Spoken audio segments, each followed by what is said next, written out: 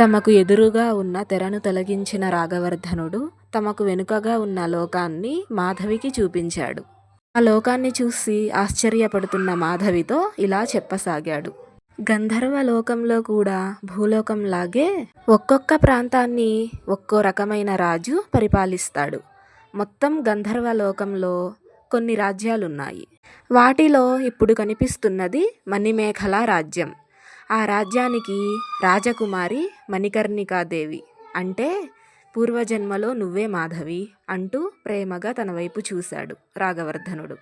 ఆల్చిప్పల్లాంటి కళ్ళు అల్లారుస్తూ శ్రద్ధగా తన విషయాలను వింటున్న మాధవి రాగవర్ధనుడు తన వైపు చూడటంతో కొంచెం సిగ్గుపడి పక్కకు జరిగింది. రాగవర్ధనుడు వెంటనే, మీ రాజ్య పతనావస్థకు నేను కూడా ఒక కారణమే మాధవి అంటూ, అదంతా నీకు తెలియాలంటే మన పరిచయం గురించి నీకు తెలియాలి అంటూ ఇలా చెప్పసాగాడు. నా తల్లిదండ్రులు నాకు పెళ్లి చేసి వారు శివ సాయుధ్యానికి వెళ్ళి అక్కడ గడపాలని నిశ్చయించుకుని నాకు పెళ్లి చేయటానికి ప్రయత్నాలు జరుపుతున్నారు. నా తండ్రి పరమ శివభక్తుడు. ఆయన గంధర్వలోకంలోనే శ్రేష్టమైన కన్య కోసం వెతకసాగాడు. కానీ ఎవరూ ఆయన మనసుకు నచ్చలేదు. ఎలా ఈ సమస్యను పరిష్కరించాలా అని ఆలోచిస్తూ ఉండగా ఆయనకు ఈశ్వరుడు గుర్తుకు వచ్చాడు. వెంటనే భక్తితో పరమశివుడికి పూజ చేసి మనస్సు లగ్నం చేసి శివ మహామంత్రం జపించగానే ఆయన ప్రత్యక్షమయ్యాడు.